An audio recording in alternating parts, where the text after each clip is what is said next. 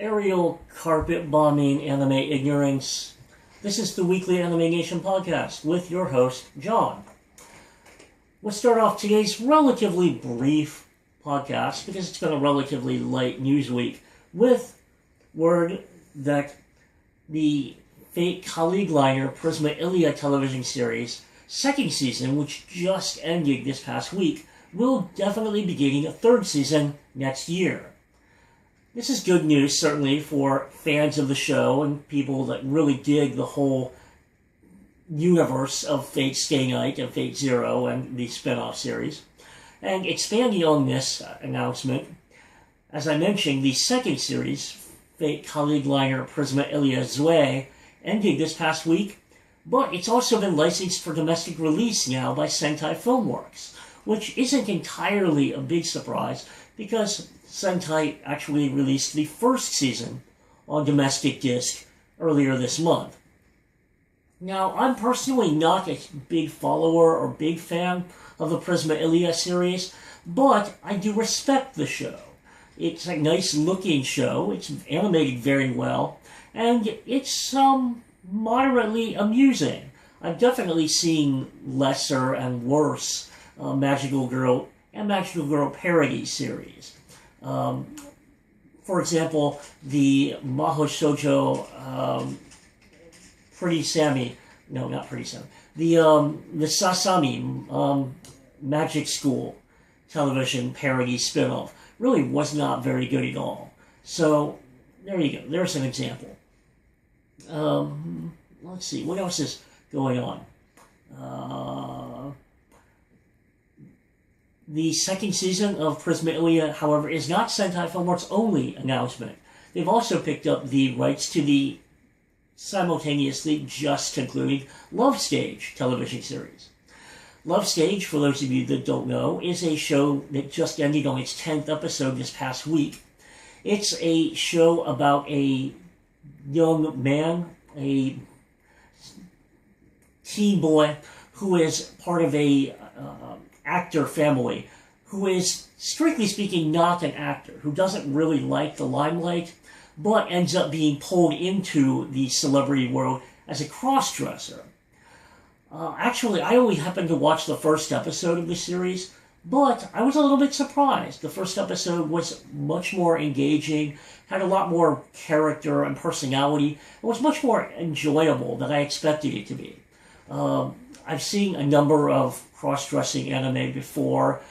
Typically, shows like Strawberry Eggs or Princess have not really had a lot of depth to them and really haven't struck me as being tremendously engaging. But Love Stage, on the other hand, really did have a lot of vibrant personality to it, unlike many of its predecessors. Because I've been watching other shows, I haven't had a chance to catch up on it. But Sentai Filmworks has picked up the entire 10-episode series now for domestic home video release. So that's a positive move. The Nahiro Wa Wa Wa television movie will be getting a television series. Now, you can be forgiven if you're not familiar with what this is, because it hasn't actually premiered yet. The Gura Gura Fairies movie is going to premiere in Japanese theaters on the 27th of this month. It will be a double feature with the Kona Watashi Tachi ga Narayuki ga Heroine ni Nata Kaeka Narahiro Wa Wa Wa television movie. I've got television series on my brain, so forgive me. This is the How We Became Heroines, Nahiro, LOL, CG, spontaneous conversation comedy movie. Both Gura Gura Fairies and Nahiro WWW were created by the same creator. Gura Gura Fairies had television series in 2011 and 2013, so now in 2014 it's getting a movie, and it's getting a similar film in Nahiro WWW. The concept behind these shows, if you're not familiar with them, is that they are CG shows starring super deformed little girls, and the CG is rendered around a spontaneous recording, improvised recording of the voice actresses speaking. The voice actresses are given rough topics to discuss, and then they spontaneously create conversation, and then that's recorded and turned into animation. The Gouda Gouda Fairies series was about 3 fairies in their little fairy world who had bizarre off-kilter conversations. The Nahiro television series will be about 3 sisters in a spaceship who have spontaneous, improvised, bizarre, little humorous conversations. Well, the Nahiro movie is going to spin off its own 15-minute episode television series, which will premiere on October 6th. The Gouda Gouda Fairies and robot anime and similar franchises have really not gone over very well. There's one on Japanese television right now. The Mirai Diva television series, which is almost completely unknown over here in America. So these type of improvised dialogue anime really have not caught on with the American public, but obviously they are quite popular among Japanese fans. I think that they're a little bit impressive because it's impressive to be able to listen to these voice actresses actually come up with spontaneous ideas and be able to riff on the topics with such spontaneity and vibrancy the way they do. So while I haven't kept up on these shows, I do find them interesting to peek in on every now and then. So this is one that I'm curious and looking forward to. Production IG has confirmed that it's developing a new Ghost in the Shell motion picture for next year, and presently that's all that we know. The announcement was made on the Ghost in the Shell Arise homepage, so that suggests that this may possibly be a movie spin-off or continuation of the 4-episode Ghost in the Shell Arise OVA series. It could potentially also be a completely new reboot, or less likely, but still possibly, a extension of the original 2 Mamoru Oshii directed pictures. Obviously, a feature film for the Arise OVA series is most likely, but in my own opinion, that's probably what I'm least anticipating, what I'm least interested in, because for a variety of reasons, I've been a bit dissatisfied with the Ghost in the Shell Arise OVA series. I have watched all 4 episodes. I just watched the 4th episode the day before yesterday. I do respect the idea of trying to reboot or relaunch the Ghost in the Shell franchise by giving it a different perspective and going back farther in time to give viewers a broader perspective on the franchise. I just don't like the particular choices that were made with this particular series. We've seen the concept, if you'll allow me to indulge a moment, of Motoko Kusanagi using optical camouflage and diving off a rooftop countless times now. It's become a standard trope of Ghost in the Shell animation, which is exactly why it's now cliche and uninteresting. Similarly, in the first movie, we saw Makoto Kusanagi break her arm while trying to open a locked door on a tank or a tachikoma of some sort. Now that concept has similarly appeared in practically every iteration of Ghost in the Shell anime, to the extent where it likewise has become a boring, redundant trope. I understand paying homage once or twice, but after the 3rd or 4th time seeing it, it's really kind of getting boring. One of the particular reasons why and I think most people, really fell in love with Motoko Kusanagi in the first place is because she's such an unusual female anime heroine. Unlike most female characters in anime who are damsels in distress or who are typically fallible or dojiko, Motoko Kusanagi originally is a very, very capable, very smart, very independent, especially in the second movie, very independent and capable, infallible character. However, in the Arise series, in order to demonstrate and emphasize the idea that she's younger and not as experienced, she's far, far more impetuous. Bato, especially in the 4th episode, routinely criticizes her for being hot-headed and impetuous. She's also very, very fallible. Throughout all 4 Arise episodes, she gets hacked repeatedly. This seems rather contradictory and difficult to reconcile for a character who is supposed to be a super wizard-class hacker to herself get hacked so frequently.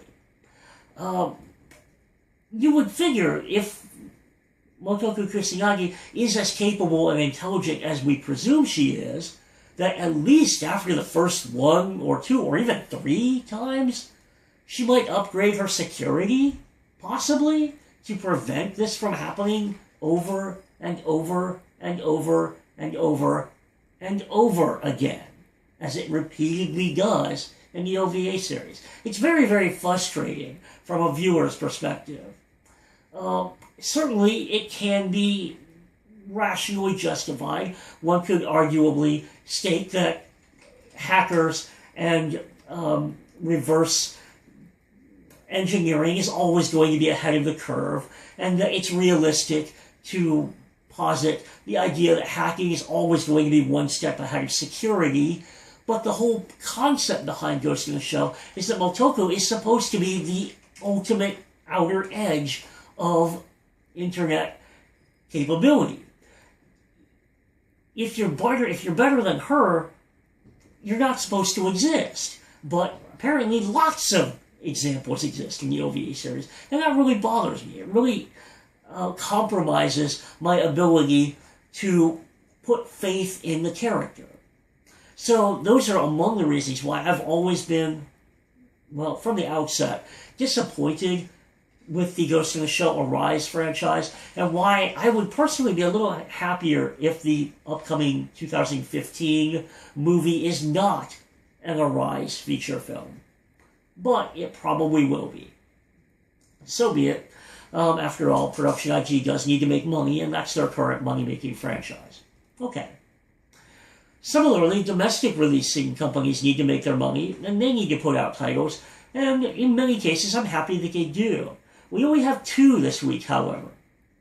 Sentai Filmworks this week released the complete Papa Kiki, or Listen to Me Girls, I Am Your Father television series on bilingual Blu-ray. This was previously a DVD subtitled only release. I do happen to have the DVD release of this, so I'm completely satisfied with that. I do not yet have the brand new this week release of Tamako Market, which is a DVD only release so far. But this is one that I'm looking forward to picking up at my earliest convenience, because longtime listeners will remember that I've mentioned before that I was unexpectedly surprised and pleased by Kyoto Animation's Tamako Market television series. Coming after Nichijou, Tamako Market skews somewhat in the style of shows like Lucky Star, but Tamako Market is, in some respects, a much more conventional teen romance anime. But what pleased me is that it doesn't actually heavily focus on romance. It's much more of a pleasant slice of life, show with a little bit of a fantasy element in it. So I enjoyed the Tamako Market television series much, much more than I expected to. It's a very, very charming, very heartfelt, very enjoyable television series. And that's not an adjective that I can always apply to every contemporary anime, sadly enough. I have not seen the Tamako Market movie, which promises to be a little bit more romance-oriented, but I'm at least looking forward to it. So, I can say that if you have not experimented with Tamako Market, or if you're a little curious about it, it has my recommendations. I think it's a very good show, and possibly better than you may anticipate. I usually end up by talking about whatever happens to be on my mind. I've already gotten a little bit ahead of myself by talking about Ghost in the Shell. I'll come back to that with one more point. I mentioned most of the reasons why I'm unhappy with the Ghost in the Shell Arise OVA series. The last reason, because it's on my mind, is the writing. Gen Urobuchi certainly deserves credit for being a talented and capable and intelligent screenwriter. Some of his titles really are exceptional. For example, sure, Fate Zero is very, very complicated and adheres together very well. I give it credit. Madoka Magica is groundbreaking. Madoka Magica is very praiseworthy. It is very provocative. Some of his titles, something like Psycho-Pass, despite its popularity, I think really is not remotely as intelligent as people want to give it credit for. Similarly, the Ghost in the Shell Arise series is a script from Gen Urobuchi, which I think deliberately tries to disguise itself. It's a show that's not exactly pretentious, but steers in the same direction. Particularly, the fourth episode throws out a tremendous amount of cyberpunk psychobabble. It throws out terminology just completely out of the blue. I specifically recall one conversation towards late in the episode where Motoko suddenly refers to pod, which has never mentioned that term at all in the series, in the episode before, leaving viewers wondering, what is she talking about? We find, particularly at the end of the Ghost in the Shell Arise fourth episode, that Batou sums up the conflict in two very simple sentences. It's a very simple plot, which is actually made very complicated by lots of terminology, lots of interrelationships which aren't very well spelled out in order to deliberately confuse the viewer, in order to deliberately cause the viewer to presume that the story is much more elaborate and much more intelligent and much more complicated than it actually is. So that sort of pretentiousness in that particular respect bothers me somewhat about the Ghost in the Shell Arise franchise. I was also just a little bit bothered by the final volume of Yukito Kishiro's Gundam Last Order, known in America as Battle Angel Last Order. That particular book, Volume 19, was released by Del Rey Manga here in America this past week. I got my copy in this week and read it, and we've given Yukito Kishiro credit before for producing entire tankobon volumes without the main character, Gali. Some of you may know her as Alita. So when the final volume does that, I think actually it deserves a little bit less credit and a little bit more frustration. I'm not going so far as say derision, but a little bit of criticism at least.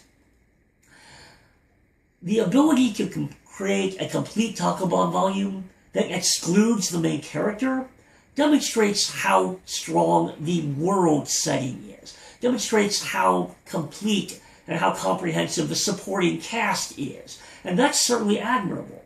However, in a final volume, I think it's reasonable for viewers to want to see a big farewell to the main character. So a final volume that almost entirely excludes the main character is a little bit underwhelming for the viewer and reader, So I was a little bit disappointed to read the entire volume 19 and find that Gali is only in 3 or 4 pages of the entire volume. Furthermore, to find that the book really ends with essentially a non-ending. On the positive side, if the ending of Last Order is an introduction to a third Gundam or Battle Angel series, I will certainly be very pleased. I would love to see more of this franchise.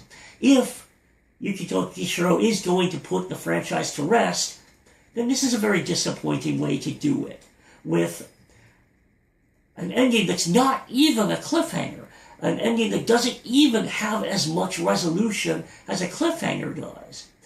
So, yes, quite a underwhelming end to Gundam. The final thing I have to comment on this past week is the absence of Nya torrents. Nya, please come back. The DDoSing, apparently, of the torrent tracker Nya torrents has seemingly almost brought the entire American digital fan community to a screeching halt. This past week, the number of digital subtitle releases from the fan community has plummeted dramatically. Usenet uploads have dropped to practically zero. Finding torrents has become tremendously more difficult. Nya torrents, please come back. We miss you. I hope that viewers out there also will miss me for the next week, which will encourage you to come back next week. I will be here next week to bring you more anime news. As I mentioned, I hope you will be here too. Rent Anime will be here. The Anime News blog and the AnimeNation forum will be here. So I encourage you to visit them and communicate with us through them. So until then, thanks for listening.